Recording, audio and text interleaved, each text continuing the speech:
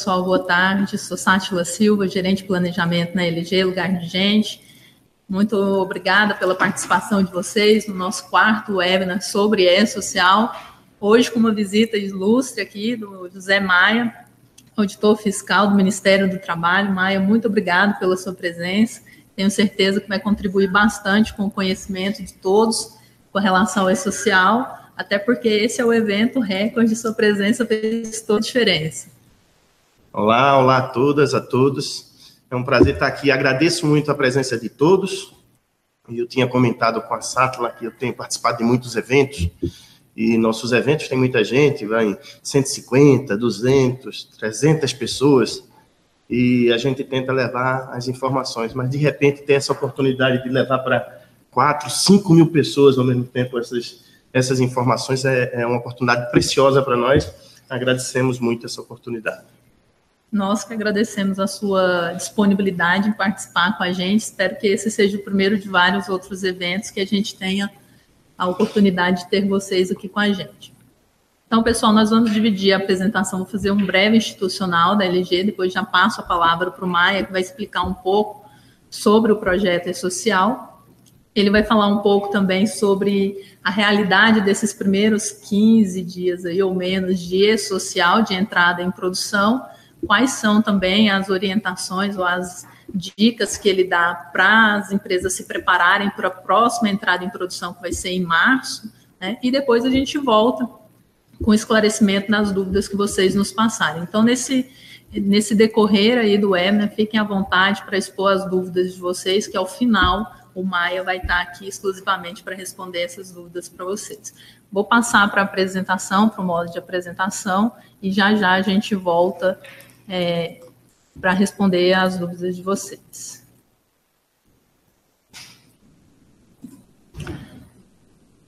Então, para quem ainda não teve a oportunidade de conhecer a LG é uma empresa de gestão, né, de software para RH. Nós já temos 32 anos de mercado na parte de gestão de pessoas. Contamos aí com mais de 500 colaboradores nas empresas do grupo LG. Estamos aí já há 12 vezes consecutivas, né, eleita entre as 100 melhores empresas fornecedoras de gestão para RH, de software para gestão de RH. Processamos aí 1,5 milhão de contra-cheques, né? Hoje o Maia me fez essa pergunta, então é uma quantidade bastante representativa da população brasileira empregada.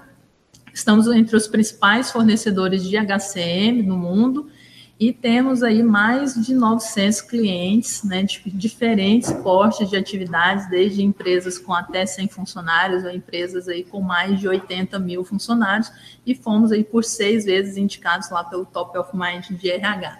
Então, para a gente é um orgulho muito grande. A LG já participa do projeto E-Social desde 2010, então ali desde a concepção do projeto E-Social, e ver agora esse projeto entrando em produção, para a gente é um sentimento também de orgulho, de saber que a gente participou dele desde o início e conseguimos, de alguma forma, contribuir também para que ele passasse a valer agora a partir de janeiro.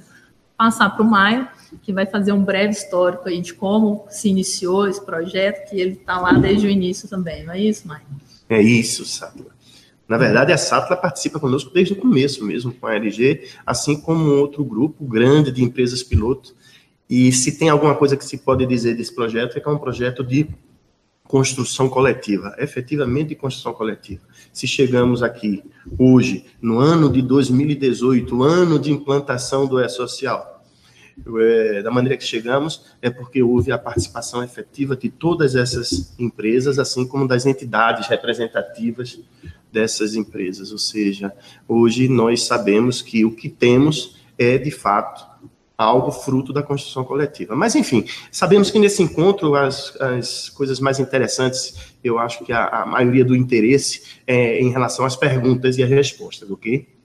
Mas a gente vai fazer uma breve passagem. Eu tentarei ser breve, porque eu sou muito empolgado, às vezes eu me excedo, mas a Sátila está aqui para me regular. Então, a gente vai tentar fazer uma breve passagem aí por alguns pontos, porque já vai fazendo um nivelamento, para que as pessoas possam já ir qualificando suas dúvidas. À medida em que a gente vai falando, a gente já vai trazendo algumas informações que, em que pese uma boa quantidade de pessoas já sabem um bocado sobre o projeto, já tem dúvidas bastante específicas, há muita gente que ainda não tem uma noção concreta do projeto. Então, a gente começa falando aqui com relação ao histórico, um breve histórico.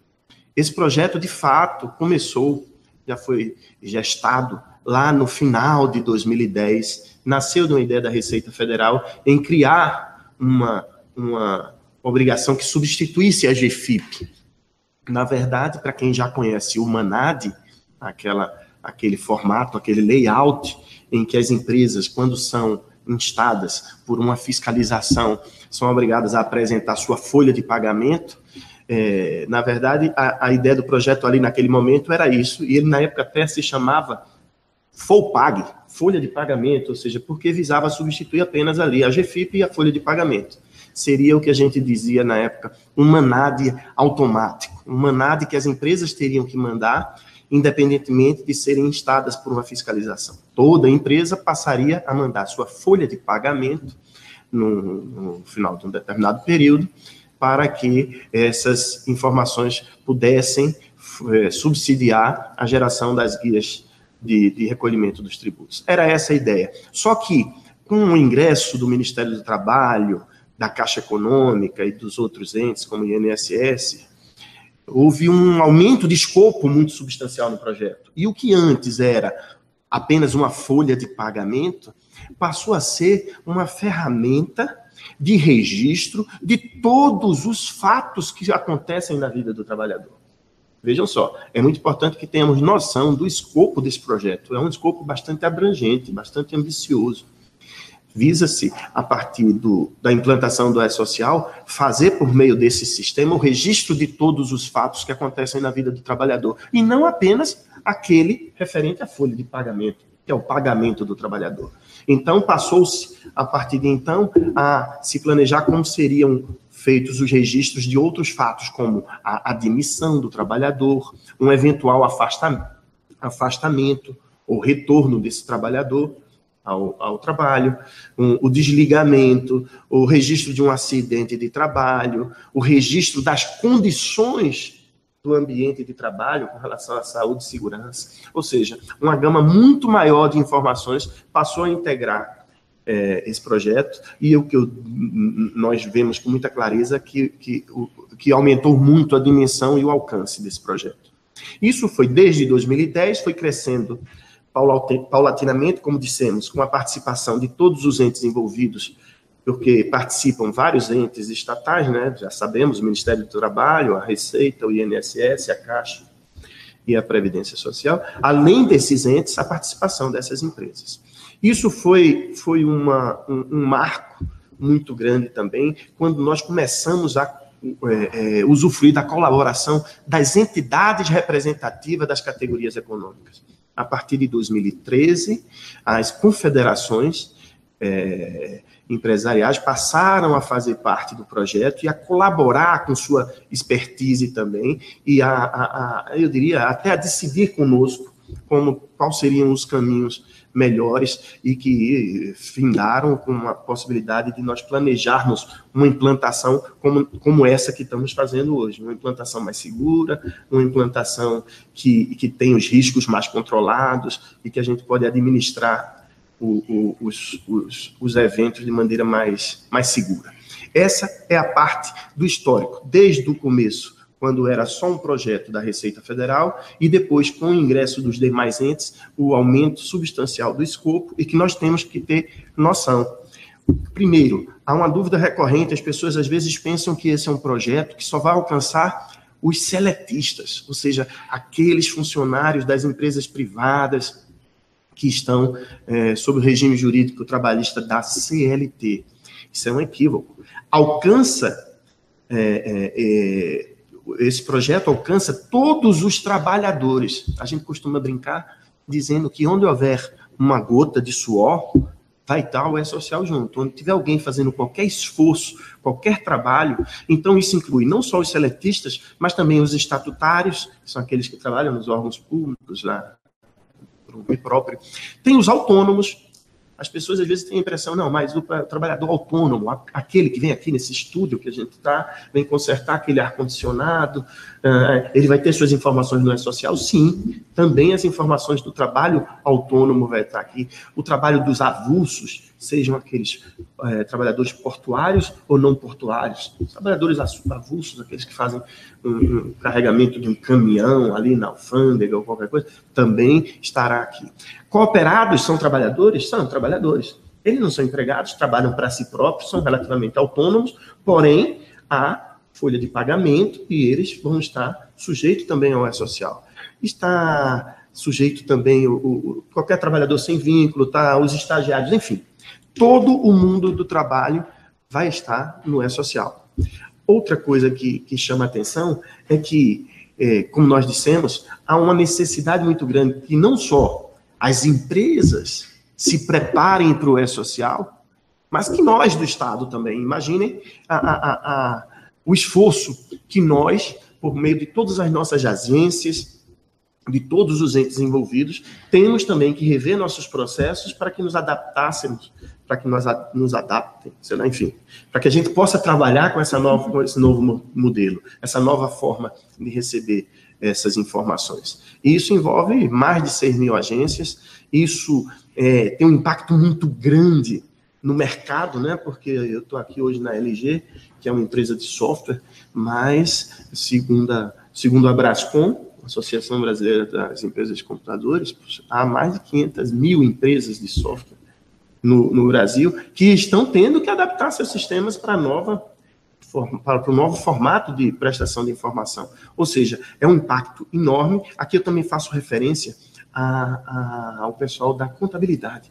Sabemos que muitos desses processos serão operados ao fim e ao cabo por um profissional da área contábil. Acontece muito isso. E isso, há uma participação muito importante desse setor, desse segmento.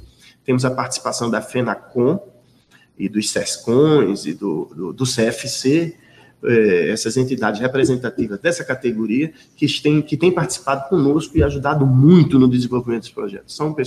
São entidades chaves para que esse projeto possa seguir em frente.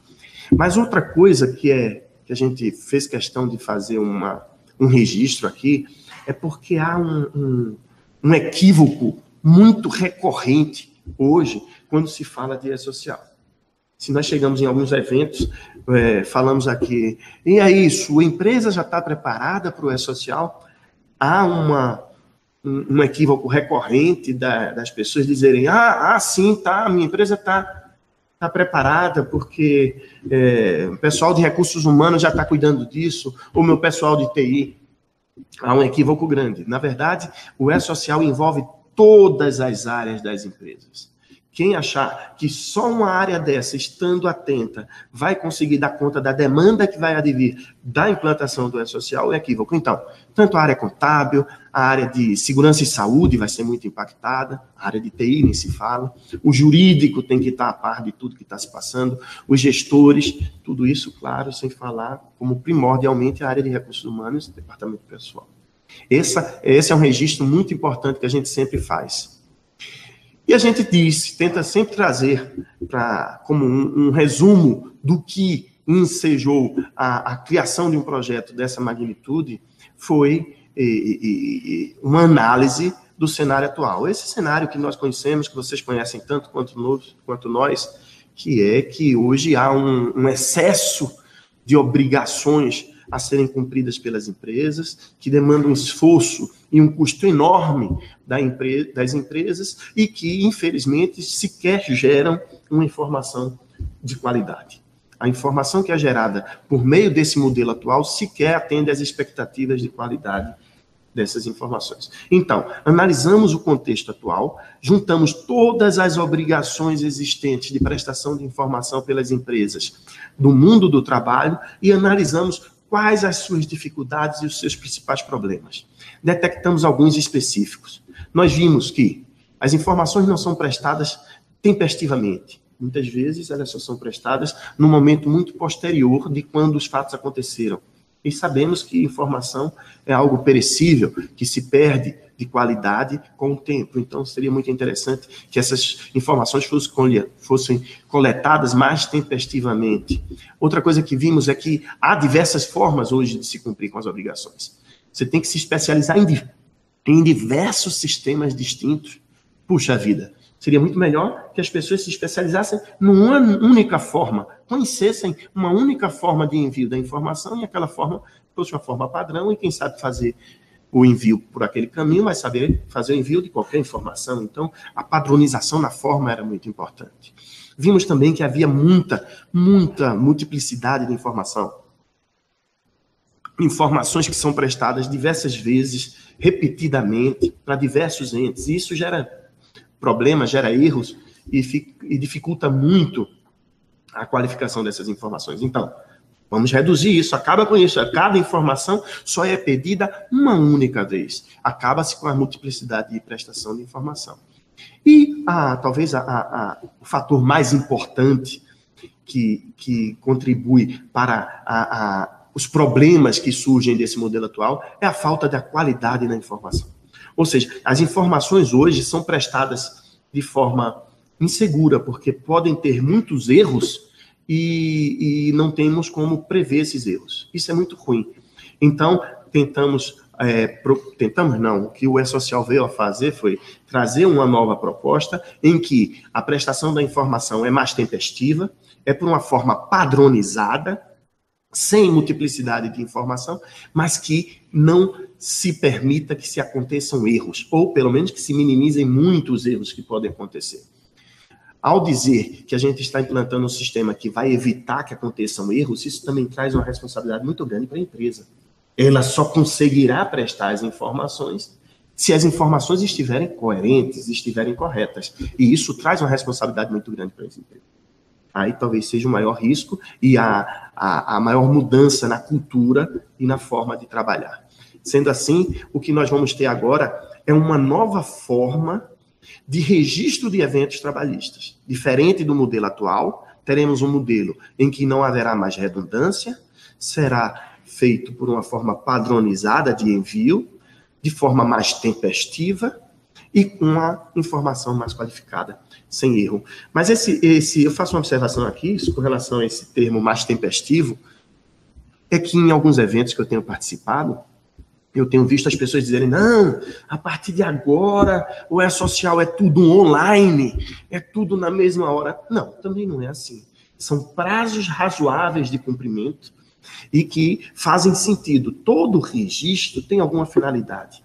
A ideia é essa. Então, a ideia é que esses registros sejam feitos em um momento em que se possa tirar proveito para a finalidade que existe naqueles eventos, naquele registro. Ninguém faz um registro à toa, senão por uma finalidade. Então, só a ressalva que a gente faz, não é tudo online, não é tudo na hora. É tudo em prazos razoáveis de serem cumpridos, mas não mais, como hoje, algumas obrigações que só são prestadas no ano seguinte, ok?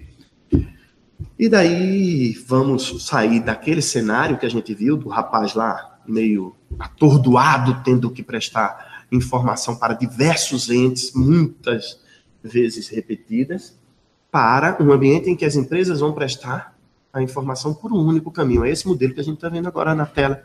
Uma linha limpa de prestação de informação, por meio da qual as empresas enviam para o E-Social todas as informações a que estão obrigadas, e ali sim as informações ficam compartilhadas nesse ambiente consorciado, um ambiente público, e que serão compartilhadas por todos aqueles entes, partícipes do projeto, ok? Essa é a ideia, sair daquele cenário para esse cenário.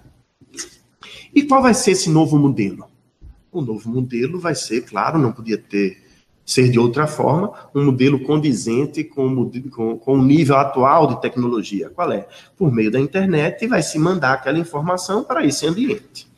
E vai se mandar por meio de um arquivo. Essa é a ideia do E-Social. Criou-se no E-Social determinados conceitos, como, por exemplo, de evento. Um evento no E-Social significa dizer assim, há um evento que é um fato que aconteceu na vida real, esse fato por força de uma norma, é passível de um registro, deve ser registrado, e esse registro vai ser feito por meio do envio de um arquivo eletrônico, num formato específico, o formato XML, que vai ser enviado para aquele ambiente público consorciado. É isso que vai acontecer. Como esse envio vai ser feito? Vai ser feito por meio dos sistemas institucionais das empresas, por meio de uma conversa entre computadores, por meio de uma tecnologia chamada de web service. O seu sistema institucional vai gerar um arquivo, quando acontecer determinado fato, e vai enviar para aquele ambiente público. Esse arquivo vai de forma segura, com uma assinatura digital, que assegura que quem fez aquele arquivo foi você. Ele também pode ter sido enviado por um terceiro que tenha uma procuração para fazer o envio por você, também isso vai ser possível. E esse arquivo, e talvez seja essa a chave, o segredo para esse novo modelo de prestação de informação, onde vai se garantir a qualidade, é que esse arquivo vai sofrer uma validação. Ele só será aceito se as informações que constarem nele forem informações que estejam sendo devidamente compreendidas e estejam dizendo algo possível de ser registrado. Não mais serão aceitas informações como são hoje, que as pessoas mandam uma determinada informação, como, por exemplo, o nome da Sátila, o PIS do Maia, o CPF do João, e mandam essa informação, e essa informação é aceita. É uma informação que não tem utilidade, nunca se sabe o que ela queria dizer, e isso gera sempre problemas posteriores. Então, a lógica é essa. Vai se mandar um arquivo, esse arquivo vai ser validado, e a partir do recebimento, a empresa vai ter um recibo que garante que ela prestou aquela informação.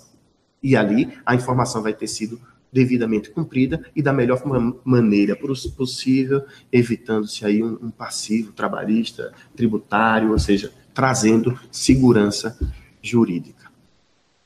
A ideia do E-Social básica é simplificar. Simplificar a vida do empregador. Então, diferentemente de hoje, que ele tem que prestar milhões de informações, ele, depois de que esteja implantado o E-Social, a gente vai poder substituir essas diversas obrigações que vocês estão vendo aí. Essas aí, de início. Muitas outras poderão ser substituídas ainda depois.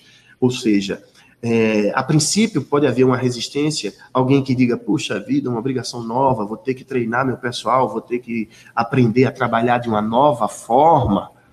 Mas o grande feito é que depois disso você vai deixar de prestar informação na RAS, no CAGED, na DIRF, comunicação de dispensa, o próprio perfil profissiográfico previdenciário, que hoje é feito na mão,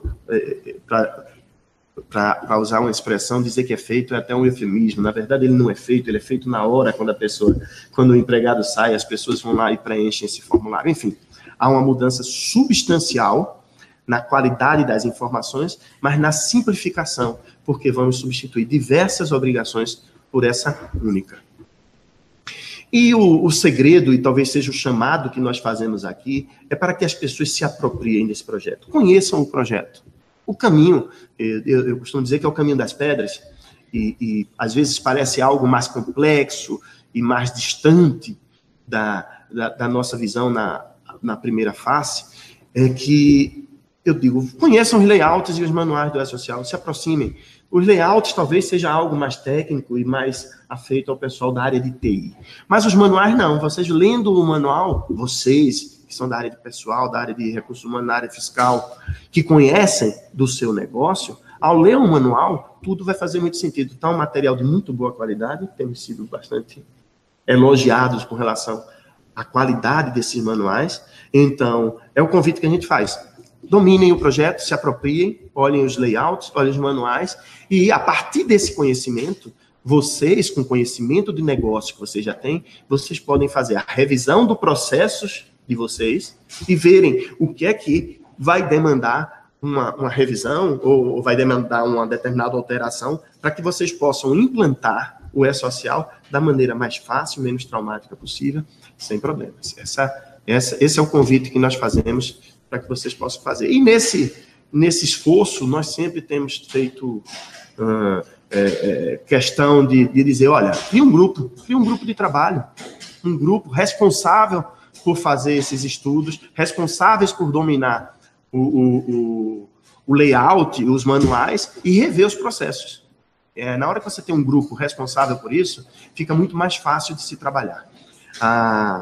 O outro ponto que nós temos sempre chamado a atenção é a necessidade, face à mudança da forma de se trabalhar a partir do E-Social, é a necessidade de vocês já estarem com os dados que vocês têm dos trabalhadores já devidamente corrigidos. Se hoje vocês conseguem, ou pelo menos têm a impressão que cumprem com a obrigação de vocês, prestando informação sobre um determinado trabalhador, mesmo que essas informações estejam equivocadas, a partir do E-Social, simplesmente vocês não vão conseguir prestar as informações. Então, é muito importante, e aqui eu ressalto esse terceiro item aqui, de que vocês revisem a qualidade das informações que vocês têm com relação aos seus colaboradores, porque se houver erros, vocês simplesmente não conseguem enviar as informações daquele trabalhador, ok? Feitas essas observações, a gente já chega aqui para falar sobre a implantação propriamente dita. Todos já sabem, há um cronograma de implantação do E-Social.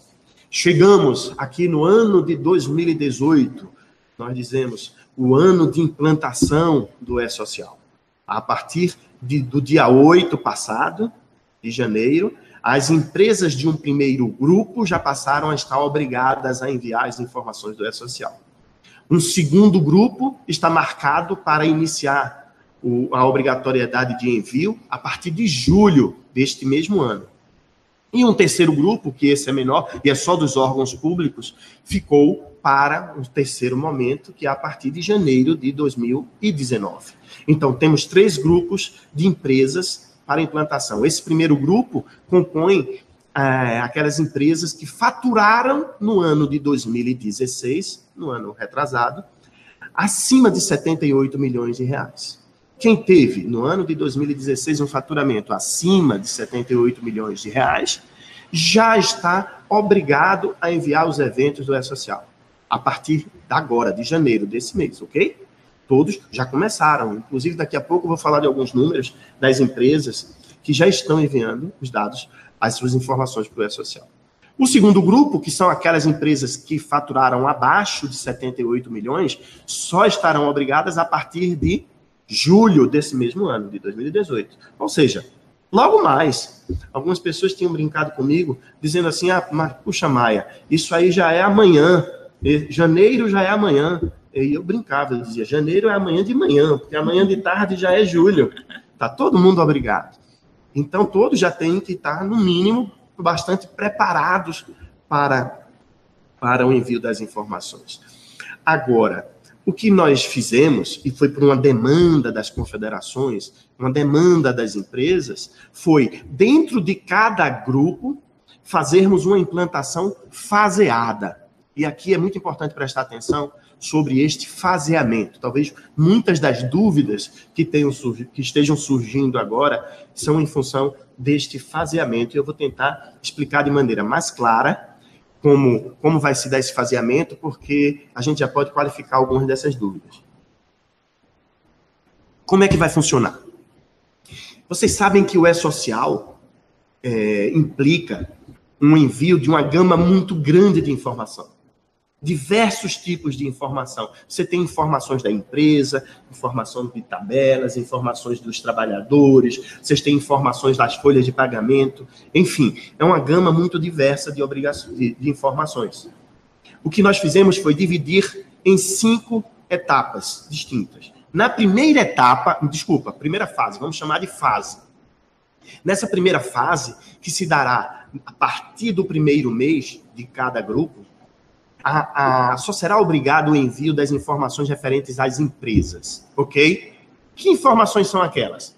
Para quem já está a par aí do E-Social, o envio do evento S1000, aquele que fala, eu sou a empresa tal, do CNPJ tal, e que trabalho dessa forma, nesse regime jurídico, enfim, é a qualificação da empresa.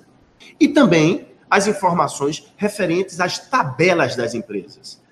Qual a forma que a empresa trabalha? Ali estão embutidas as informações dos seus estabelecimentos, as rubricas com que as empresas trabalham, os cargos, as funções, os horários, enfim, todas as informações relativas a empresas. Mas, nesta primeira fase, nesses primeiros 2 meses, não serão obrigados de envio nenhuma outra informação, só essas. S1000 e tabelas, ok?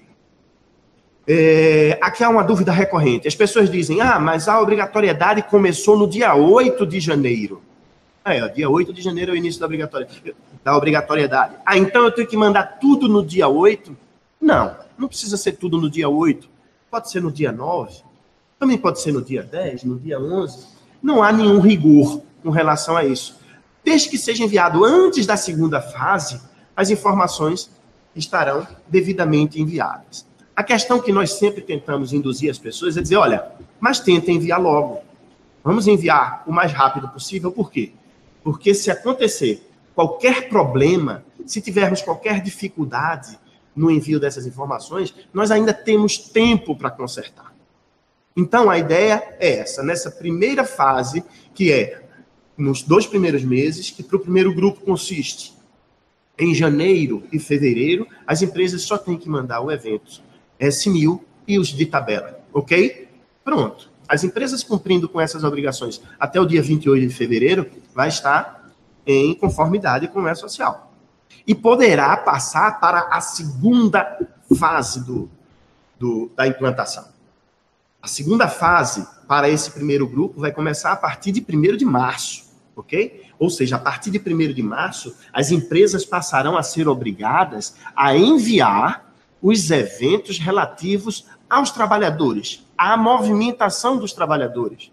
Significa dizer que todas as admissões terão que ser enviadas ao E-Social, todos os afastamentos e retornos também, todos os desligamentos também. Enfim, todos aqueles eventos que nós chamamos de eventos não periódicos terão que ser enviados ao E-Social a partir do dia 1º de março. E assim, no decorrer do mês de março, e no decorrer do mês de abril, só esses eventos serão obrigados de envio. Até então, não será obrigatório o envio dos eventos relativos à folha de pagamento. Mas esses, sim, serão obrigatórios a partir da terceira fase, aquela que começa a partir do dia 1º de maio, para o primeiro grupo. Para o primeiro grupo, a partir de 1º de maio, as empresas já terão que enviar as suas folhas de pagamento propriamente ditas. Ali sim, as empresas já terão que fechar sua folha no E-Social. A folha do mês de maio, aquela que tem que ser enviada ao E-Social até o dia 7 do mês seguinte, ou seja, do mês de junho, já tem que ser fechada no E-Social nesse prazo, ok? A mesma coisa com relação à folha referente ao mês de junho. As folhas referentes ao mês de junho também terão que ser fechadas no E-Social, e vocês sabem, tem um prazo, é até o dia 7 do mês de julho, é o mês subsequente a junho. Elas vão ter que ser devidamente enviadas e fechadas no E-Social. Porém, até essa terceira fase, continua sendo feito em paralelo com a GFIP, a Guia de Recolhimento dos Tributos. Então, as empresas que, Deus o livre, não consigam fechar suas folhas no E-Social, especificamente no mês de maio ou no mês de junho, elas continuam podendo recolher os seus tributos por meio da GFIP. Por quê? Porque a GFIP ainda não foi substituída. Mas existe a obrigação também de fechar no E-Social. O que acontece é que, depois dessa terceira fase, passaremos para a quarta fase, que essa talvez seja a fase de teste de fogo. Por quê? Porque a partir de julho, a GFIP, que é a forma de recolhimento dos tributos, vai ser substituída pela nova sistemática. Com relação às contribuições previdenciárias e o FGTS, e o Imposto de Renda vai ser por meio da DCTF Web, um sistema da Receita Federal, que vai levar em consideração as informações que estiverem prestadas no E-Social, assim como a geração da guia de recolhimento do FGTS vai ser por meio do sistema próprio da Caixa, para gerar isso também com base nas informações prestadas ao E-Social. O que estamos dizendo é que a folha referente ao mês de julho de 2018 das empresas desse primeiro grupo terão que ser fechadas no E-Social, e só haverá esse caminho para a geração das guias de recolhimento dos tributos. Ou seja, vejam a importância de que cheguemos nessa etapa da implantação devidamente regularizado e podendo fechar a folha adequadamente, sob pena de não conseguirmos cumprir com nossas obrigações principais. Ok? Essa foi a quarta fase, que a gente está chamando da substituição da GFIP, e depois a quinta fase, que eu estou vendo que a gente está com um erro aqui, que eu deixei passar sem querer, que é a quinta fase, é a substituição, ou melhor, é o início da obrigatoriedade do envio dos eventos de saúde e segurança no trabalho.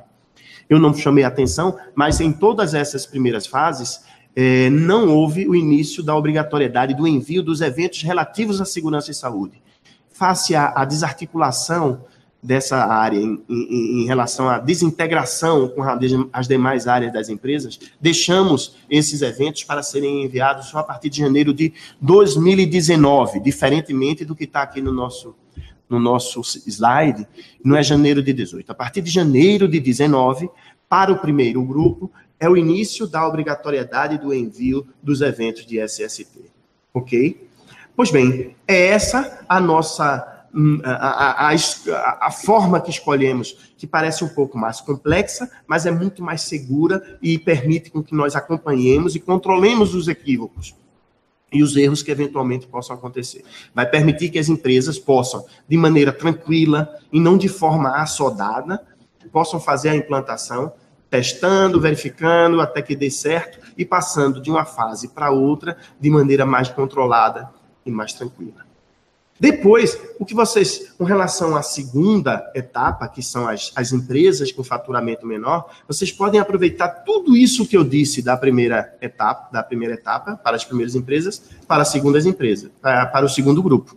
Ou seja, vai ter também as mesmas 5 fases, sendo nos 2 primeiros meses só os eventos de empresa, ou seja, no mês de julho e de agosto, só os eventos das empresas, no mês de setembro e outubro, só os eventos de movimentação de trabalhadores, nos meses de novembro e dezembro desse ano, vai ser o envio dos eventos de folha, mas sem substituição da GFIP, para só em janeiro de 2019 haver a substituição da GFIP para esse segundo grupo.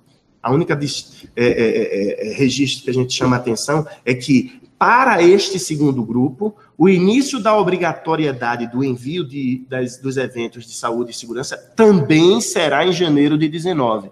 Eles não terão mais 6 meses, como teve o pessoal do primeiro grupo. Então, todo mundo atento. A partir de janeiro de 2019, também é o início da obrigatoriedade do envio dos eventos de saúde e segurança no trabalho, também para o segundo grupo. Tanto o primeiro para o segundo grupo. Ok? E para os órgãos públicos teremos também o mesmo faseamento por bimestre, nas mesmas condições, ok? Eu espero que todo mundo tenha entendido muito bem. É muito importante vocês entenderem esse slide, o quadro que está, ou seja, as grandes empresas, faturamento acima de 78 milhões, está bem claro aqui como vai ser a implantação. As demais empresas, a partir de julho de 2018, ok? E os órgãos públicos, a partir de janeiro de 2019. É muito importante vocês entenderem, porque esse modelo faseado, que foi um pleito das empresas, é o que vai permitir com que vocês deem um passo atrás do outro. Ou só vão conseguir dar o segundo passo se o primeiro passo foi dado corretamente, quando vocês tiverem segurança. E para isso, não deixem para a última hora. Vão fazendo e aproveitando todo o tempo que vocês têm disponível. Ok? Eu acho que esse talvez tenha sido o nivelamento que eu pensei em que a gente fizesse, que pode qualificar aí as perguntas um pouco mais. E trago esses números. Esses números, na realidade, são números da semana passada, da sexta-feira, e que refletem, na verdade, como eu disse, que o início da implantação foi a partir do dia 8, então reflete só uma semana, a primeira semana de implantação. Já temos mais de 1.200 empresas, na verdade, 1.240 empresas, que já enviaram suas informações dessa primeira fase. Já conseguiram cumprir sua obrigação e que já estão esperando, na verdade, estão trabalhando para a segunda fase, preparando seus dados para a próxima etapa. Nós estimamos que há em torno, um pouco mais de 14 mil empresas nessa primeira etapa, ou seja, com faturamento acima de 78 milhões. E já 1.240 enviaram, sabemos que muitas estão enviando agora. Essas empresas já mandaram mais de 460 mil eventos. Por quê? Porque, como eu disse, esse período inclui o envio do evento S1000 e também de todas as suas tabelas. Como há muitas rubricas, há muitos cargos, funções, horários, enfim, daí quase 500 mil eventos que foram enviados sem problema. Há um tempo nos questionaram qual seria o tempo médio que está tendo de tratamento dessa informação, na verdade, de retorno para o empregador, dizendo que a informação dele foi recebida a contento corretamente. Nós tivemos essa informação que está aí até 3 minutos, menos de 3 minutos, mas a ideia é que esse prazo ainda seja muito mais reduzido. Nós esperamos que as empresas, a partir do momento que enviem suas informações, tenham esse retorno de um tempo extremamente mais rápido. E pedir também para levantar qual é o número de empresas que tentaram mandar a informação para o E-Social e não conseguiram, por algum problema de sistema ou de inadequação. Nós temos aí quase 400 empresas que tentaram mandar e não conseguiram. Isso significa dizer que essas empresas têm tempo. Elas tentaram mandar, viram que não conseguiram, devem estar correndo atrás para corrigir seus sistemas, para adequar suas informações e vão tentar de novo. E a gente vai ter logo mais esse número de empresas com sucesso crescendo e diminuindo o número de empresas frustradas, que são aqueles que tentaram enviar os eventos e não conseguiram, ok? Com relação aos próximos marcos, o que é que a gente tem que fazer a partir daqui, nós estamos nesse momento, como dissemos, na primeira fase, não é isso? O que nós temos proposto é que as empresas façam uma checagem dos resultados, olhem se conseguiram já cumprir com essa etapa, as que não conseguiram, que corram atrás de corrigir para conseguir fazer isso, e já comecem a trabalhar na próxima fase. A próxima fase é uma fase muito importante, que é aquela do envio das informações dos trabalhadores. Como eu coloquei, e nunca acho excessivo ficar repetindo, a necessidade de cuidar da qualificação dos dados cadastrais dos trabalhadores na empresa. Então, é a hora de rever, ver se tem alguém que está com as informações que não estão batendo nos cadastros oficiais, para que, quando nós cheguemos aí a partir de 1º de março, que as empresas passem a ser obrigadas a enviar os eventos dos trabalhadores, não tenhamos problemas de qualificação. As empresas já tenham as informações corretas de seus trabalhadores e não tenham problema de envio dessas informações por falta de adequação, ok? É isso aí. Eu diria que, para quem cuida da qualificação cadastral, essa é a reta final. Esses 2 meses é o tempo que a empresa tem para corrigir o que está com erro e partir para a segunda fase da implantação de forma tranquila e, com certeza, saberemos, isso vai ficar bem mais claro quando chegarmos lá, que as empresas que cuidaram desse ponto, que se dedicaram a regularizar seus cadastros, certamente terão muito poucos problemas na implantação. Eu diria que é isso, Sátila. A gente fez aqui um apanhado geral, desde um breve histórico até a situação atual do projeto, essa fase de implantação, demos as dicas do que achamos importante para que as empresas cuidem, para poder fazerem essa implantação da maneira menos traumática e mais adequada possível. E aí, estamos prontos para as dúvidas. Então, vamos lá esclarecer as dúvidas do pessoal, que tem sido muitas mesmo. Vou voltar aqui. As perguntas fáceis eu respondo, as que eu não souber eu passo para a Sátila. Com certeza ela vai nos ajudar. Então, Maia, aqui as principais perguntas. Eu vou fazer um apanhado geral aqui para você. A primeira pergunta é sobre multas, né? O pessoal, várias perguntas sobre quando as empresas passarão a ser autuadas em função do não cumprimento do E-Social. O que é que você pode falar para a gente sobre isso?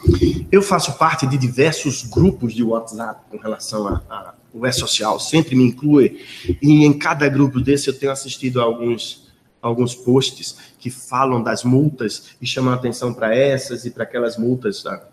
Alguns eu fico achando que tem origem no Estado Islâmico, porque há um certo terror. Eu tenho dito que quando se cria um cronograma e se diz que há o início de obrigatoriedade de uma determinada, de um envio de uma informação, é porque é obrigatoriedade, não é opcional. As pessoas têm obrigação.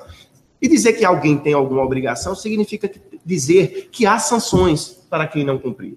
Então, não é facultativo, não é um sistema de adesão, entra quem quer, quem não quiser não entra.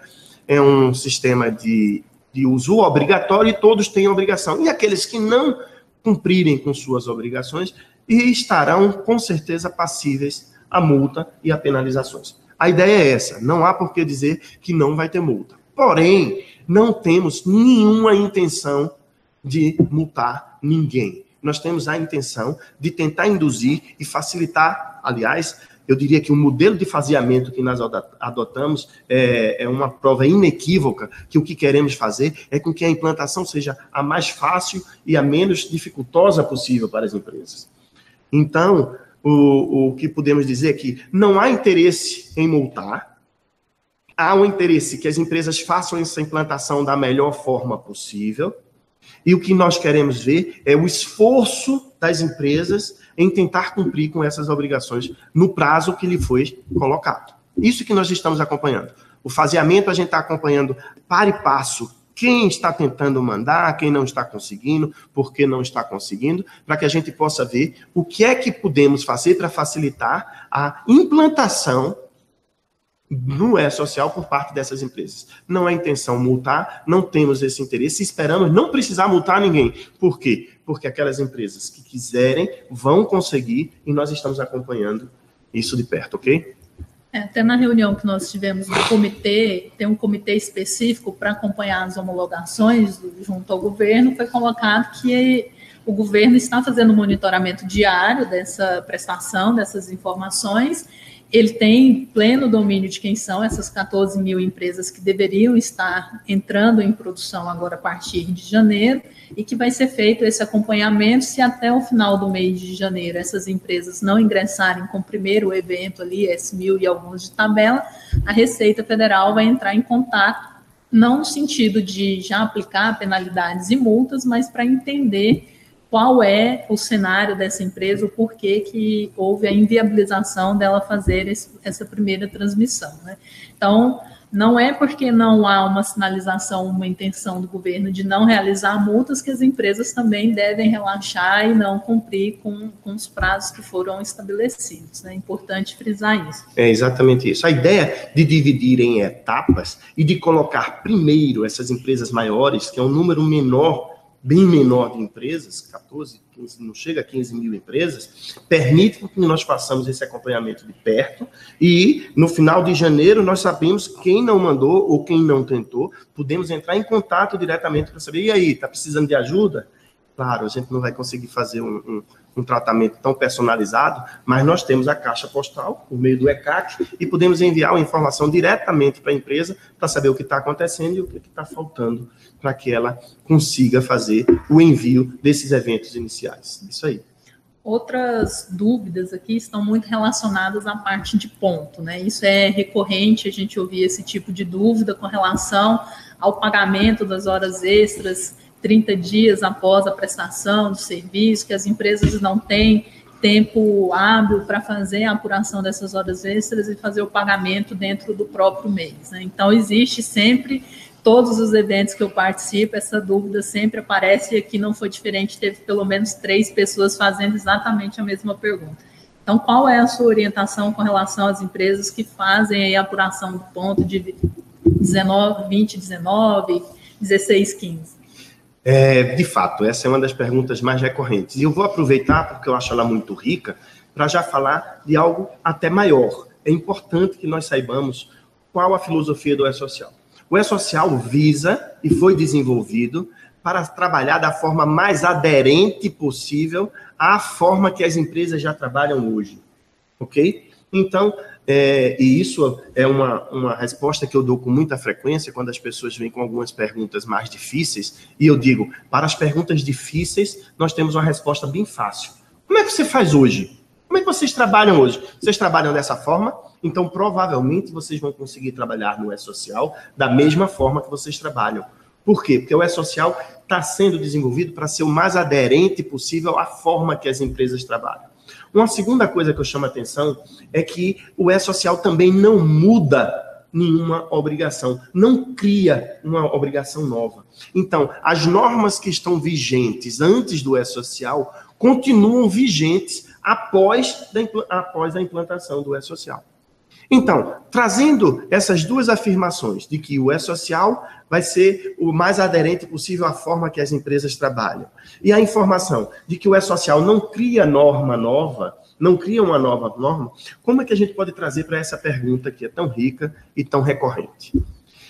As empresas hoje trabalham, muitas empresas hoje trabalham via de regra, levando em consideração a folha com relação a seus pontos, suas horas extras, com relação às faltas, de um período diferente daquele período de competência, de 1 a 30, né? Ou seja, a maioria das empresas trabalha de 21 a 20, de 16 a 15, de 26 a 25, e fazem os seus cômputos e desses ajustes só do que acontece a partir desse período, no final do mês, só no mês seguinte. Há uma pergunta recorrente, é sobre se essa conduta é abonada pela legislação. Não é. A legislação diz, olha, o salário de um mês tem que ser pago até o 5º dia útil do mês subsequente. Não é isso que diz a legislação? É. E horas extras feitas no dia 30 são salários? São. Então tem que ser pago quanto? Até o 5º dia útil do mês subsequente. É verdade. A rigor é assim.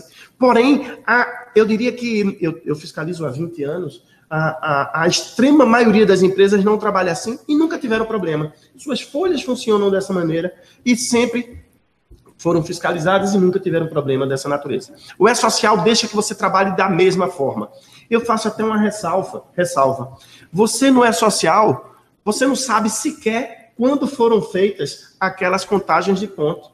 Ali você no E-Social, você só informa, olha, teve 30 horas extras no contra-cheque da Sátila. Você não está me dizendo se foi de 21 a 20, se foi de 15 a 16, entende? Então, em outras palavras, em que pese estarmos ouvindo que muita gente está dizendo que a partir de agora vai ter que fazer o pagamento só no dia 5, porque o E-Social não deixa mais fazer o pagamento antes do dia 30, eu digo que essa informação é equivocada. O E-Social deixa com que as empresas continuem trabalhando como sempre trabalharam, correndo riscos, eventualmente, de que alguém que tenha um entendimento de que isso é equivocado vai continuar tendo o mesmo entendimento, não é também o E-Social quem vai dizer, como muita gente espera, coloca aí no E-Social que é possível fazer isso. Não adianta, não é o E-Social quem faz isso. Quem faz isso é a lei, ok? De forma reduzida as empresas continuarão podendo trabalhar da forma que trabalham hoje, fazendo suas folhas de 26 a 25 ou de 21 a 20, sem ter problema no E-Social, ok? Não vai ser o E-Social que vai implicar uma mudança nessa conduta por parte das empresas. Ok. Teve uma dúvida aqui ainda com relação a essa parte de ponto. Duas, na verdade. Uma é se existe a expectativa da parte do governo de colocar as batidas do funcionário dentro do projeto E-Social também. Ou seja, saber que a Sátila entrou na LG às 8, saiu ao meio-dia, voltou às 14h30 e saiu às 18, por exemplo. O E-Social é um projeto embrionário. Na verdade, ele é uma forma de comunicação nova. E vai comportar muitos acréscimos. É um projeto de evolução, né? Ele é um projeto evolutivo. E há a intenção de trazer muitas outras informações para isso. O caso do ponto, especificamente, que hoje tem uma forma que é considerado relativamente complicada por muitas empresas, eu diria que há uma demanda muito grande de alguns setores, de alguns segmentos empresariais, para que nós levemos o mais rápido possível essas informações relativas ao ponto também para o E-Social. há uma previsão de criarmos ainda no futuro um evento referente ao ponto em que as empresas possam arquivar no ambiente seguro esses pontos que hoje ficam no REP, que ficam num registro específico que tem que ficar guardado na empresa e que seria de extrema valia se eles já estivessem guardados nesse ambiente seguro. Enfim, há uma previsão para isso, mas é algo lá para frente, não há previsão próxima. Ainda relacionado ao ponto, as pessoas estão me perguntando aqui com relação às alterações de escala, né? Eu recebo também essa dúvida recorrentemente, então eu também me permito fazer uma diferenciação que é entre o funcionário que efetivamente muda de escala, né, e aquele que tem o seu horário de trabalho modificado em função da escala. Então, um dia eu trabalho na segunda, outro dia eu trabalho na quarta, outro eu trabalho das 7 às 7 da noite, ou das 7 da noite até às 7 da manhã, mas também tem os casos efetivamente de mudança de escala em si. Então, a pergunta aqui é basicamente, se há uma mudança de escala semanal, se eu tenho que prestar essa informação ao E-Social, lá no 2206, essas mudanças semanais, ou se eu presto uma única mudança mensal? É importante sabermos que o E-Social visa substituir diversas obrigações. Uma delas é o livro de registro do trabalho, né? O livro de registro do trabalhador. De empregados. O que é que acontece? Quais são as anotações que devem ser feitas nesse livro de registro? O que a norma... Aí, mais uma vez, eu recorro àquela máxima que eu disse que o E-Social não cria norma nova. Ele apenas é a nova forma de cumprir com as obrigações que existem. Como é que é no livro de registro hoje? Você tem um livro de registro, seja ele aquele livro preto que você faz aquelas anotações, seja em fichas, ou seja no próprio sistema eletrônico de vocês hoje. Vocês não já têm isso? Quando há uma alteração de qualquer cláusula contratual, por exemplo, o horário de trabalho, vocês já fazem essa anotação nesse livro? Essa é a pergunta. Vocês já têm que fazer essa anotação no livro. Que anotações vocês têm que fazer nesse livro ou no registro eletrônico que vocês têm do trabalhador?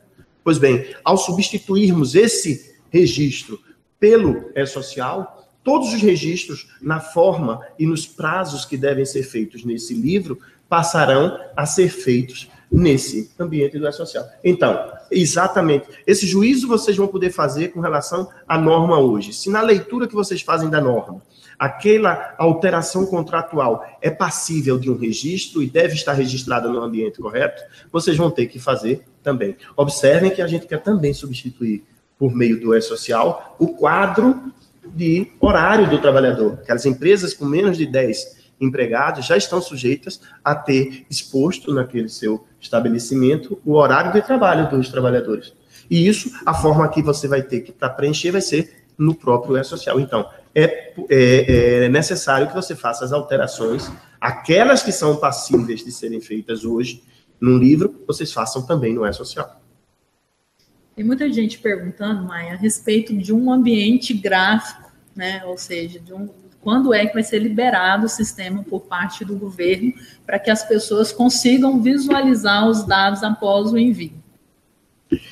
Pois é. O que é que acontece? O E-Social Empresas foi bolado para ser informado por meio de web service. Na realidade, a cara do E-Social para o empregador é a cara do seu sistema institucional. Quem usa os sistemas da LG, a cara do E-Social vai ser os sistemas da LG. Ele é que vai fazer com que no final de cada processo os envios, os arquivos sejam devidamente enviados para o E-Social. É aí que vai ser agora. Para determinados tipos de empregadores, nós temos que criar um ambiente para que eles prestem as informações, uma vez que nem todos têm acesso a um sistema institucional, como aqueles dos clientes da LG ou de outras empresas. Para isso, tomamos como exemplo o empregador doméstico. O empregador doméstico tem um aplicativo web que conversa com ele e mostra os dados como estão e tem essa interface gráfica. Nós pretendemos disponibilizar ainda esse ano uma interface gráfica genérica para que os empregadores possam entrar por meio dessa interface e verificar alguns dados ou os eventos que foram enviados, ter acesso ou até a enviar alguns eventos de maneira, vamos dizer assim, em contingência ao seu sistema, para que eles possam ter acesso a isso. Mas vai ser algo que devemos apresentar até o final do ano, um ambiente geral, que não é nada que possa substituir o seu sistema institucional. Uma empresa que tenha mais de 10, 20, 30 empregados não vai conseguir enviar os seus eventos todos por meio de uma interface dessa, ok? Ok. Uma outra dúvida aqui que me leva a crer que as pessoas ainda têm alguma confusão com relação ao e-social. Vou colocar a pergunta necessariamente sobre férias, né? Sobre a necessidade do aviso de férias com 30 dias antes do início de gozo, e sendo que a entrada em produção de férias é a partir de 1º de março, como que fica essa comunicação com 30 dias antes? Aqui a gente percebe que há uma confusão sobre a prestação da informação de férias. Você pode esclarecer, talvez. Então, para a gente? No início, nós já falamos aqui de que o E-Social começou a ser desenvolvido há muitos anos atrás, desde 2010. E no início, nos primeiros layouts, havia a previsão de um evento chamado aviso de férias. Todos nós sabemos que, isso no direito do trabalho, direito material, é uma prerrogativa do empregador escolher quando vai colocar o seu empregado de férias, não é isso mesmo? É uma prerrogativa do empregador. Ele, daquele período concessivo, ele escolhe quando vai colocar o empregado de férias. Porém, há um ônus para ele, é que ele tem que avisar com 30 dias de antecedência ao próprio empregado, dizendo que ele vai ficar de férias naquele período. Então, no início do E-Social, havia a previsão de que o evento, ou seja, de que esse aviso de férias também tinha que ser avisado ao E-Social. Ou seja, o empregador teria que dizer: E-Social, avisei a minha empregada, Sátila, que ela vai estar de férias a partir do dia 1º de março desse ano. Pois bem, desde o início do E-Social, logo no comecinho, nós tiramos esse evento e hoje o empregador não tem a obrigação de enviar ao E-Social o evento relativo ao aviso de férias. Ele só tem que avisar o E-Social quando o trabalhador, de fato, se afastar por motivo de férias. Ok? Sendo assim, isso diminui muito essas dúvidas. Eu acho que essa pergunta foi já em função disso. Então, isso não exonera o empregador de ter que avisar o empregado com 30 dias. Isso ele tem que fazer a anotação por escrito, tem que deixar registrado que avisou ao empregado que vai botá-lo de férias a partir de tal dia, porém, essa informação não chega ao E-Social. O que chega ao E-Social é a informação do efetivo afastamento dele por motivo de férias ou qualquer outro motivo. Vejo que ainda, talvez as perguntas sejam do início, mas vou colocar aqui para você reforçar. Algumas pessoas ainda com dúvida com relação a qual é a data limite para a entrada em produção do E-Social. Então, só reforçando que é esse primeiro grupo de empresas, nessa primeira fase, teoricamente, tem até o dia 28 de fevereiro para fazer a transmissão dos envios dos arquivos de tabela. É isso mesmo, né? É isso mesmo. Isso é muito importante que fique claro. As pessoas ficaram muito preocupadas, dizendo: puxa, tenho que mandar tudo de uma vez no dia 8? Tudo de uma vez até o dia 9? Não. E até o dia 31 de janeiro? Também não.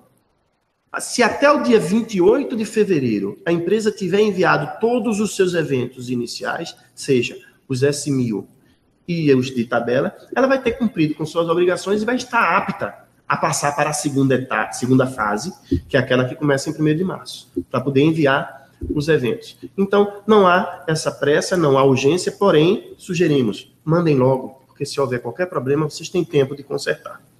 Já a segunda fase, a coisa é diferente. Porque os eventos da segunda fase têm prazos.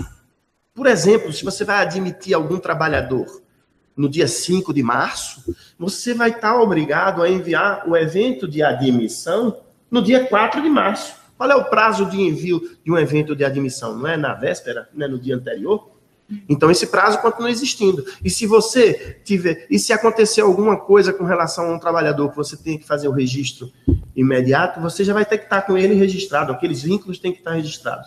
Então, em que pese, nem todos os eventos da segunda fase têm que ser entrados até o dia 1º de março, mas é interessante que se faça no mais rápido possível a regularização para que você não tenha que fazer controles paralelos, no caso específico dessa segunda fase, em que você tem todos os eventos de movimentação. Tem um ponto importante nessa entrada em produção aí do segundo grupo de eventos, que eu acho importante citar, que é, algumas empresas perguntaram isso, se eu mando a informação do funcionário referente ao dia 1º ou não, né? Então, foi reforçado pelo grupo técnico de que a informação deve ser a do dia 28 de fevereiro, então eu pego o espelho funcional do trabalhador do dia 28, e se ele tiver uma alteração de salário, uma alteração de cargo ou qualquer movimentação a partir do dia 1º de março, essa movimentação já deve ser enviada através dos layouts de alteração cadastral ou contratual, né? Reforçando a isso mesmo, né? Perfeito, e nos prazos previstos. Essa é a ideia. O que temos que captar é a lógica, é a sistemática de funcionamento do E-Social. O E-Social é um sistema dinâmico que você deve ficar informando à medida em que os fatos vão acontecendo. Então, essa posição do grupo lá de trabalho foi a posição correta. Essa é a ideia, que implantemos, tenhamos uma data de corte, que vai ser aquela no dia 28 de fevereiro, e a partir dali todas as movimentações sejam cronologicamente e logicamente ordenadas e feitas na forma que elas podem acontecer. Uma empresa perguntando o que acontece se ela não conseguir qualificar os seus funcionários até o dia 1º de março. Ela simplesmente não vai conseguir enviar os eventos relativos àqueles trabalhadores. Elas vão ficar inadimplentes. Não tem outra opção. Então, todos os trabalhadores da empresa têm que estar com seus dados qualificados. Isso é uma maneira fácil de você verificar. Você pega a relação dos seus trabalhadores, pega aquelas 4 informações de seus trabalhadores, ou seja, nome, data de nascimento, número do CPF e número do PIS. E faz um teste. Você tem lá no ambiente do E-Social, lá no portal, do lado inferior, esquerdo, eu acho, está lá, você tem qualificação cadastral, a empresa entra lá e testa. Isso cada trabalhador pode fazer também. Vai lá e coloca suas informações, bota seu nome, sua data de nascimento, seu CPF, seu PIS. Se o sistema responder, olha, suas informações estão ok nos cadastros oficiais, esse trabalhador não vai ter problema. Porém, se tiver algum equívoco, o próprio sistema vai dizer logo, olha, manda o trabalhador logo na Caixa Econômica, porque isso está furado lá na Caixa. Ou não, vai lá na Receita Federal, porque o nome está diferente. Enfim, e tem tempo ainda, temos esses 2 meses, para que as empresas peçam aos seus trabalhadores, muitas vezes é o próprio trabalhador que vai poder fazer essa correção, que eles corrijam para que entremos, a partir de 1º de março, aptos a mandar as informações desses trabalhadores. Mas a pergunta é, o que é que vai acontecer se não qualificar? Simplesmente não vai conseguir cumprir com sua obrigação. E é um risco, né? Então, por isso que o governo tem disponibilizado a qualificação cadastral desde o ano passado, para que as empresas tenham esse tempo. Há mais de 2 anos que esse sistema está disponível. Então, é muito importante que as empresas... Algumas empresas aqui, Maia, também estão com dúvidas com relação ao certificado eletrônico, né? Vou colocar uma pergunta aqui para você que resume basicamente essas perguntas. É um escritório de contabilidade e ele está questionando sobre a necessidade de obter esses certificados dos seus clientes. Então, explica para a gente um pouco como é feito o processo de outorga, de passar esse certificado. Como dissemos, o E-Social é uma nova forma de registro dos eventos trabalhistas. É uma nova forma de você mandar as informações relativas ao mundo do trabalho. Tem que ser uma forma mais simples e também uma forma mais segura. O que é que garante a segurança de que essas informações que estão sendo enviadas por um empregador estão sendo enviadas por ele mesmo? A garantia disso é por meio de uma tecnologia específica, que é por meio da certificação digital. Quem vai transmitir via o sistema, por meio de um web service, seja pelo sistema da LG ou de outro prestador de serviço, vai transmitir aquela informação por meio de uma certificação digital, dizendo, olha, quem está mandando essa informação sou eu mesmo. E eu estou aqui me garantindo que sou eu, e esse sistema vai e esse arquivo que está sendo enviado vai com uma determinada assinatura e garantido que foi transmitido por aquela pessoa. Eventualmente, as empresas querem que a transmissão dos arquivos relativos à sua empresa seja feita por uma terceira empresa. Acontece muito empresas terem escritórios externos de contabilidade, prestadoras de serviço. Ou até na área de segurança e saúde, empresas terceiras que prestam serviço. E essas empresas poderão enviar por aquelas outras os eventos relativos àquelas outras, às seus clientes, ok? Para isso, ela terá que ter uma procuração eletrônica para que possa transmitir os eventos em nome de um terceiro, ok? Para isso, essas empresas têm que adquirir uma procuração eletrônica, garantindo que, olha, sou eu, ele vai dizer assim, sou eu que estou mandando, mas estou mandando pela empresa da Sátila. Aí o sistema vai olhar, a empresa da Sátila deu procuração ao Maia para transmitir informações em nome dela? Ah, transmitiu. Pois bem, então haverá uso dessas procurações. Que procurações serão essas?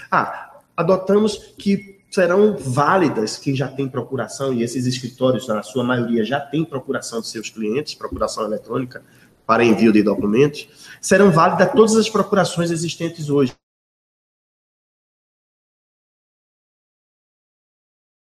Um determinado cliente, aquela sua procuração vai estar válida, assim como quem já tem procuração que foi tirada no próprio, pela Receita, que foi concedida pela Receita Federal, ok? Ok.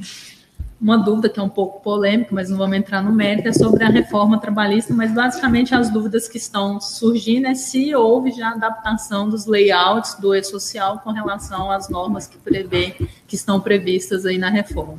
Eu me lembro que há alguns meses atrás foi montado um comitê dentro do Ministério do Trabalho para fazer essa avaliação, né, da aderência dos layouts.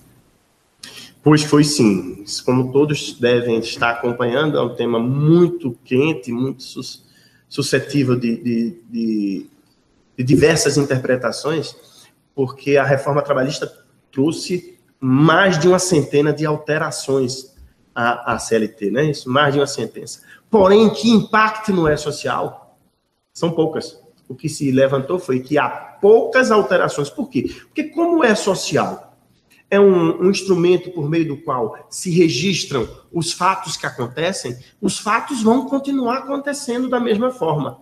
O que acontece é que alguns que eram considerados ilegais passaram a ser considerados legais. Alguns precisam de um acordo coletivo ou serão possíveis de acontecer em função de um acordo coletivo. E nada disso está no E-Social. O E-Social continua podendo registrar tudo da forma que registrava anteriormente, e não sofreu alteração, na sua grande maioria. Mais de uma dezena ou uma dúzia de alterações advindas da reforma trabalhista implicaram, sim, alteração no E-Social. Por exemplo, formas de contrato nova, forma de rescisão, norma de comum acordo, não existia. Então, tivemos que acrescentar lá um novo item.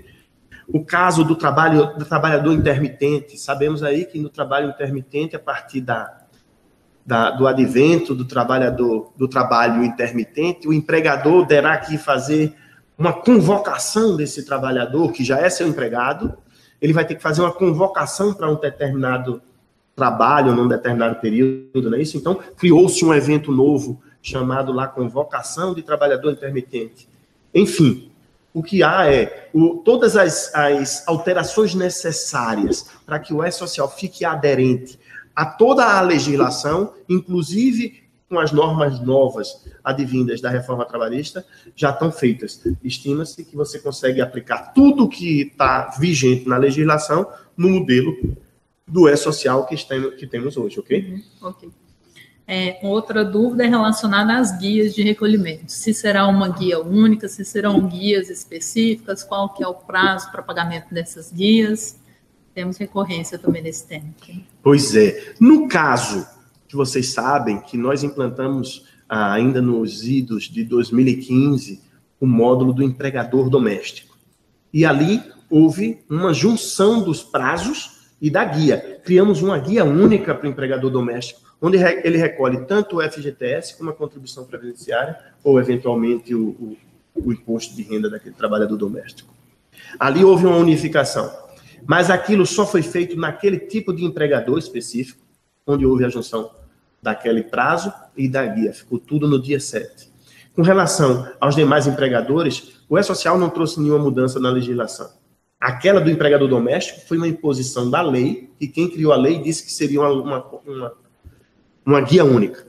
Com relação às empresas, não, continua do mesmo jeito. Vai ter a guia de recolhimento das contribuições previdenciárias e imposto de renda, e vai ter a guia de recolhimento do FGTS. São guias distintas que serão geradas por sistemas distintos. E aí é muito importante que nós tenhamos uma noção mais concreta do projeto E-Social. O E-Social é o sistema por meio do qual se coletam as informações, na verdade, as declarações do que aconteceu ali na vida real. Com base nessas informações, seja da movimentação dos trabalhadores ou da própria folha de pagamento, essas informações servirão de base para que outros sistemas, aí já apartados do E-Social, de forma, parece que é tudo junto, mas enfim, das informações sairão do E-Social para, no caso da contribuição previdenciária, para a DCTF Web, um sistema da Receita Federal que vai ler as informações que estão no E-Social e vai gerar a guia específica para aquele empregador fazer o recolhimento da contribuição previdenciária.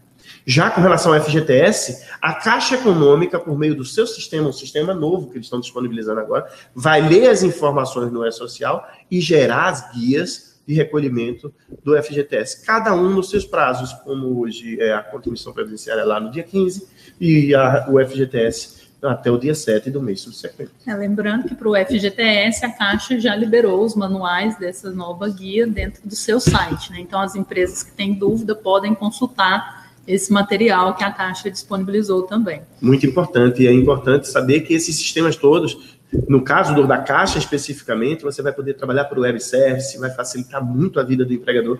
Se você não tiver feito nada, se você informou o E-Social e você quer ir na agência da Caixa e diga, eu quero pagar a guia de recolhimento da minha empresa, basta você dar o CNPJ, ele gera lá na hora a guia e você recolhe o FGTS. É uma dúvida aqui, também eu acho que merece esclarecimento. A pessoa diz que fez a carga inicial dos dados do E-Social, agora no dia 8 de janeiro, mas que ao longo do mês vão surgindo cargos novos, horários novos, e que esses horários não estariam disponíveis para a associação dos funcionários quando da entrada em produção dia 1º de março. Então, é importante falar que, a partir da carga inicial, qualquer inclusão ou alteração dessas informações também devem ser prestadas, né? Não é simplesmente um momento único de carga e agora só espero o dia 1º para começar outro grupo de eventos. Perfeito, é exatamente essa ideia. Bem-vindo ao modelo E-Social. O modelo E-Social é isso, é essa dinâmica de fazer a manutenção constante das coisas como elas vão acontecendo e não mais um modelo em que se deixa para a última hora para se fazer ajustes. As coisas vão acontecendo, você vai criando e dando manutenção, e todas essas tabelas certamente precisarão de alguma manutenção até o dia 1º de março. Isso. Essa aqui sempre aparece também, com relação à admissão do trabalhador. Fiz um contrato com o Maia. O Maia ficou de aparecer aqui na segunda-feira para trabalhar, transmitir as informações ao E-Social e o Maia não compareceu. O que fazer? Qual é a orientação com relação a esses casos? O processo de admissão das empresas, hoje, como é que é? Já é feito assim, né? Você muitas vezes tem um processo de recrutamento e seleção e você faz todas aquelas entrevistas, pega toda aquela documentação, faz o registro e chega o primeiro dia lá, o sujeito não vem. No meu caso, o Maia não, o Maia viria, mas... Então, e chega lá e o sujeito não veio. O que é que você faz naquele momento? Você exclui aquilo. Você vai, no E-Social, você vai excluir e você excluiu aquela admissão, porque aquela admissão, de fato, não se efetivou e você pode excluir, porque simplesmente o trabalhador não veio, não tem problema. Só lembrando que se ele vier um dia e não aparecer no outro, aí já caracteriza desligamento. Né? Aí sim, ele começou a trabalhar, teve início o contrato de trabalho, a partir dali ele pode receber faltas, ser punido ou ser demitido. Mas aí houve o início da prestação de serviço e do vínculo laboral. Antes disso, você simplesmente exclui, o trabalhador não veio, você justifica. Com relação à guia, perguntaram aqui, se haverão ainda guias separadas, ainda então teremos sistemas geradores distintos, então, mas todos com uma única fonte, que é o e-social, diferente do que ocorre hoje, que cada um tem sua fonte específica, né? Perfeito, exatamente. Todos vão beber na mesma fonte. Haverá ainda 2 sistemas, ou 3, vai vendo os 2 sistemas, o da Receita Federal, para gerar as guias que lhes são de competência, e os da Caixa Econômica, para gerar as guias que lhes são de competência. Na Caixa Econômica, os do FGTS mensal, FGTS rescisório e etc. Mas todos vão pegar como fonte da informação o e-social. A declaração vai ser feita no e-social. Então, se você quer fazer uma guia diferente, você vem e conserta no e-social, que ele passa a gerar uma outra guia. A guia com a correção que você chegou a fazer. Será obrigatório o dependente do funcionário ter CPF cadastrado para o e-social? Eu não entendi a pergunta. Sabe? Se o CPF para o dependente passa a ser obrigatório em função do e-social?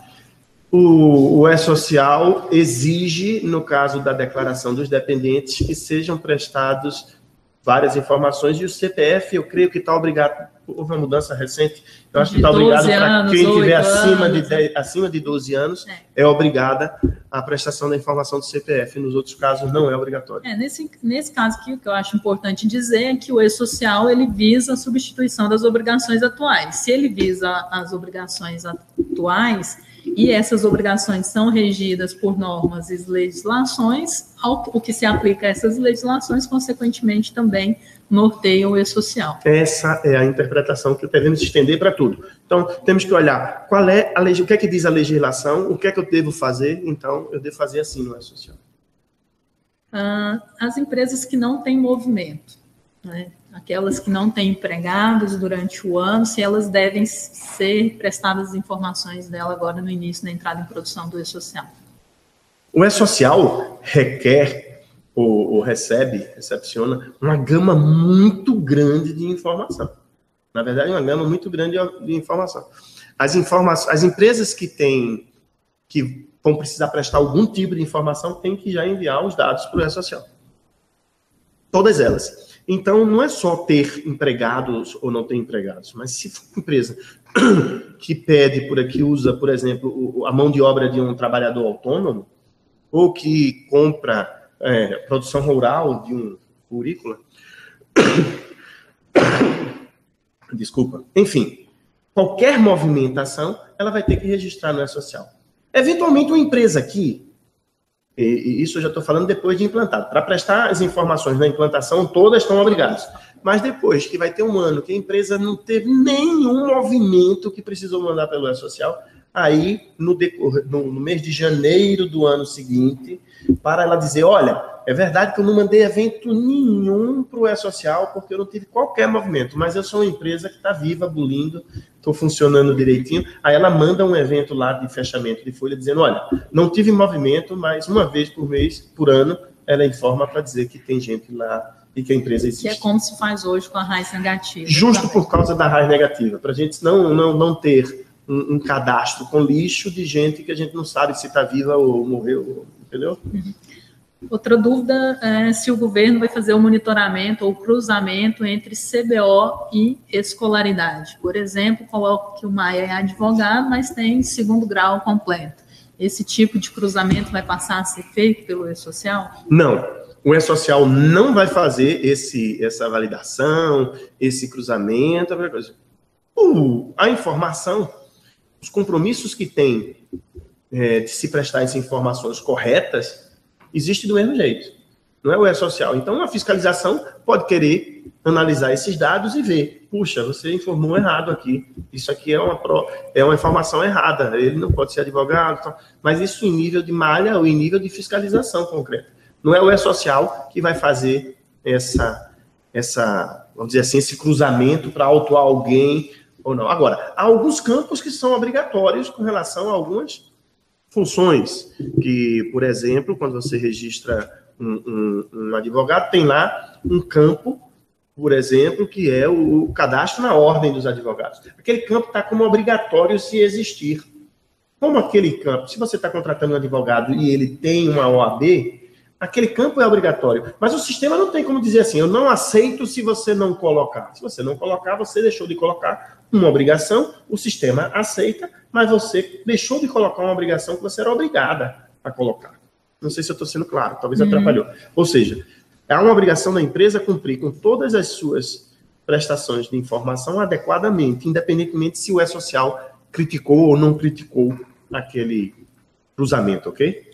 Mas nós tivemos várias perguntas relacionadas principalmente à parte de saúde e segurança, então queria esclarecer que nós temos lá um colega, né, o Orion, que é o responsável pela parte de saúde e segurança do trabalho, vamos convidá-lo também a pegar o apoio do Maia aqui para convencê-lo, a ele vir e fazer um webinar com a gente específico para saúde e segurança, mas tem uma pergunta aqui também que já veio umas 3 vezes, eu acho que essa a gente consegue responder, que é com relação ao ASO admissional. A pessoa está com uma dúvida porque a admissão ela é obrigatória para eu conseguir fazer o envio das demais informações do E-Social. Mas a pessoa está questionando, mas o ASO ele precede a admissão. Então significa que o E-Social está me dizendo que eu devo fazer o exame admissional após a admissão efetiva do trabalhador? Perfeito, muito bem colocado. Quanto ao Orion, não precisa convencê-lo, ele é o sujeito mais competente e mais solícito, e tem muita boa vontade e vai nos esclarecer todas as dúvidas com relação a isso, que ele domina com muita segurança. Mas com relação especificamente ao evento de admissão, ao exame admissional, o ASO admissional, aqui eu aproveito, porque há muitas questões que se relacionam com isso. É muito importante distinguir 2 coisas. Uma coisa é a data de obrigatoriedade do envio de determinada informação. Mas essas informações, via de regra, dizem respeito a algum fato que aconteceram em uma determinada data. No caso dos exames admissionais, que devem ser feitos antes do início do trabalho, isso é a data do exame, mas a data do envio do evento pode ser uma data posterior, inclusive lá na frente, antes do fechamento da folha. Então, o que temos que distinguir é que uma coisa é a data dos exames, que estão lá prescritas na lei, outra coisa é a data do envio da informação que diz que aqueles exames foram feitos ou não. Então, a data do exame tem que preceder a admissão. Isso. Tem que acontecer antes, isso. Mas a data do envio vai ser feita posterior no momento ao envio adequado. da admissão. Exatamente. Mas o povo está ansioso para saber quando sair o layout 2.5. Reclama de quando sai a versão de layout, está todo mundo querendo saber quando sai a versão 2.5 aqui. Pois é, havia uma expectativa muito grande com relação a mudanças dos layouts. Nós, como vocês sabemos, eu acho que não fiz referência aqui, mas nós colocamos um ambiente de teste, que é um ambiente que a gente chama de pré-produção, desde final de junho do ano passado. E naquele ambiente estamos fazendo muitos testes, as empresas aproveitam para fazer muitos testes, é um ambiente que vai continuar no ar, apesar de já termos iniciado um ambiente de produção. E é nesse ambiente em que nós fazemos os testes de novas versões. O que acontece é que vão aparecendo ali os erros e os equívocos, ou as melhorias a serem feitas, e a gente sempre fica esperando um prazo um pouquinho maior para fazer as alterações no momento mais adequado. O início do ambiente de produção já está nos trazendo algumas necessidades de ajustes. Então, o que pretendemos fazer é esperar. O momento agora é de implantação. Vamos implantar com essa versão, aproveitar para coletar alguns equívocos e alguns erros que inviabilizem. Se houver qualquer coisa que a gente detecte que inviabiliza, aí a gente vai ter que fazer a mudança o mais rápido possível, mas enquanto não, deixemos assim, trabalhemos com essa versão, sabendo que ela vai melhorar muito, para aí no segundo semestre a gente poder trabalhar com a versão nova de layout. Okay. 2 pontos aqui para a gente encerrar a nossa conversa. Primeiro, que também algumas pessoas estão querendo saber quando que as obrigações atuais deixarão de ser exigidas, né? A exemplo da DIF, do CAGED, nós já temos aí o marco da GFIP pré-estabelecido dentro do calendário do E-Social, mas eles gostariam de saber se tem alguma expectativa para sair esse cronograma de desobrigação dessas outras que a gente tem hoje. Eu já tive a oportunidade de dizer que esse projeto é um dos projetos mais importantes do governo federal. Há um nível de patrocínio muito alto por parte do governo. de todas as instâncias estratégicas de cada órgão, como também do caso da Casa Civil da Presidência da República, que acompanha de perto esse projeto. E se há uma cobrança diuturna com relação a esse projeto e quando acontecerá a substituição das obrigações. Essa é talvez a coisa mais recorrente. Sabemos sim, temos bem marcado quando vai ser a substituição da GFIP. Essa sim, como eu disse, em julho para o primeiro grupo, em janeiro para o segundo e em julho de 2019 para o terceiro grupo. Mas com relação às demais, vai depender da forma que nós fizermos a implantação. Nós já criamos esse modelo faseado para ir nos acompanhando. E a gente tem costumado dizer que, à medida em que as informações passarem a ser internalizadas para os entes de maneira razoável, de maneira adequada, de maneira com as informações de qualidade, nós temos o interesse maior de substituir essas obrigações. E cada uma tem seu período. Por exemplo, com relação à movimentação do trabalhador, quem mede isso é o quê? O CAGED. Então, a partir do momento que nós tenhamos uma informação no E-Social que traduza exatamente o que está lá no CAGED, a gente vai querer substituir. Então, CAGED a gente espera substituir logo de início, tipo 3, 4, 5 meses depois da implantação do E-Social. Já informações como obrigações como a RAIS e como a DIRF, que são obrigações anuais, que a gente precisa de um ano todo de informação, quando é que a gente vai ter um ano todo de informação no E-Social? Se a gente está começando a implantar em 2018, algumas empresas só vão ter... todas as empresas só vão começar a informar essa movimentação de trabalhador, folhas de pagamento a partir de junho. Então, a gente só vai ter um ano todo lá em 2020, referentes a 2019. Vai ser quando a gente vai poder substituir. Antes disso, a gente vai ter que conviver com essas obrigações e a intenção nossa é substituir o mais rápido possível. Aqui nas mensagens que nós recebemos, tivemos alguns relatos de problemas ou inconsistências no envio das informações ao governo. Então, não é foco nosso pegar esses itens para a discussão nesse momento, mas qual a orientação, qual é o canal de comunicação que essas empresas que estão encontrando problemas no envio, que elas podem utilizar para apontar ao governo essas inconsistências? Com relação ao ambiente de pré-produção, aquele ambiente de testes, nós temos lá o canal específico em que as empresas, naquele ambiente de testes, mandam um e-mail para um endereço específico lá, né, que eu acho que é pré-produção ou qualquer coisa, e lá eles têm a resposta numa FAQ também com relação àqueles problemas. Mas os erros encontrados ou as dificuldades encontradas pelos empregadores no ambiente de produção devem ser relatados no formulário específico que está no portal do E-Social. Lá, ambiente de produção, você entra no formulário, coloca lá sua dúvida, sua proposta, seus questionamentos, e aquilo vai ser lido por uma equipe técnica, que já adiantamos, infelizmente, não temos como responder uma a uma, mas a cada pergunta nova que for chegando, que não tenha sido ainda respondida, aquela resposta irá para aquelas perguntas frequentes, e as empresas poderão verificar ali naquele ambiente. E logo mais, qualquer empresa que tiver problema já pode ir lá nas perguntas frequentes e já vai encontrar alguém que teve aquela dúvida e que consertou. Vai estar lá a solução para o seu problema. Nós somos informados, participamos do grupo, que ia ser criado um canal de comunicação exclusivo para o ambiente de produção, para que houvesse essa distinção entre o que é produção restrita e o que é produção. Então, pode ser que ao longo aí das próximas semanas a gente tenha alguma novidade a respeito desse assunto, né? Na verdade, já foi criado. Foi criado, realmente foi na sexta-feira. Até a sexta-feira não tinha o campo específico. Se você entrasse lá no portal, você tinha o ambiente de pré-produção, mas você não tinha o formulário específico do ambiente de produção. Agora já tem lá o ambiente específico e esse é o canal específico. Já está funcionando.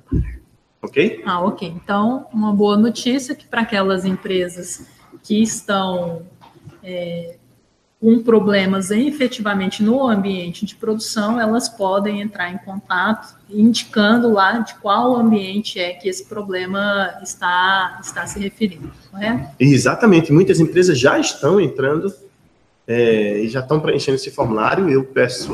Eu pedi para que cada entrada que houvesse nesse ambiente, cada e-mail, cada formulário que seja preenchido, que seja encaminhado para o meu computador, e eu tenho acompanhado já várias pessoas que estão remetendo suas dúvidas. Bem, Maia, a gente já estourou o nosso tempo. Eu te agradecer pela sua disponibilidade, pela sua parceria, que ao longo desses 8 anos de projeto você tem sempre nos apoiado, né? E da sua disponibilidade em vir aqui falar com a gente. Sei que você está aí com a agenda super atribulada, vai para Manaus, vai para Brasília, vai para outros locais. Então, muito obrigado. Espero que tenha sido de grande valia, tenho certeza que sim. Foram várias perguntas, acaba que não dá tempo de nós passarmos por todas, mas o importante é essa orientação de que essas empresas que ainda continuam com dúvida possam endereçar essa dúvida ao governo através desse canal de comunicação. Muito obrigada, espero que nós tenhamos oportunidade de fazer um outro evento como esse, com o intuito de esclarecer para as empresas do Brasil, de forma geral, o que é o E-Social e a importância desse projeto, de uma forma geral. Nós que agradecemos, mais uma vez, é um agradecimento sincero, em nome do Comitê Gestor do E-Social, que tem todo o interesse em divulgar, em responder e aproveitar esses canais. A LG é a empresa parceira, tem participado conosco desde o início, e o que eu queria fazer é aproveitar essa oportunidade para dizer que, olha, estamos no melhor momento, as coisas estão funcionando, agora que é muito importante, esse projeto não vai para frente se as empresas não fizerem sua parte. Então, é o convite que nós fazemos, contem conosco, eu já coloco aqui com relação ao Comitê Gestor, contem conosco, mas as empresas têm que fazer suas partes. Façam isso, se mobilizem, e aí poderemos passar para a nova fase, e aí sim termos uma implantação de sucesso para podermos passar para uma nova etapa no mundo do trabalho. Estamos juntos, contem conosco. Fazer um webinar específico para a parte de saúde e segurança, visto aí que a gente percebe uma grande gama de dúvidas das empresas com relação a esse tema. Gostaria de agradecer a todos que se inscreveram e participaram junto conosco. É de grande orgulho para a gente participar de um evento dessa magnitude, abrangendo esse volume de empresas, e espero que tenha contribuído com vocês no conhecimento, e agora é colocar a mão na massa, porque o projeto efetivamente começou, né, Maia? Isso aí. Obrigada, até mais, até o próximo evento. Obrigado.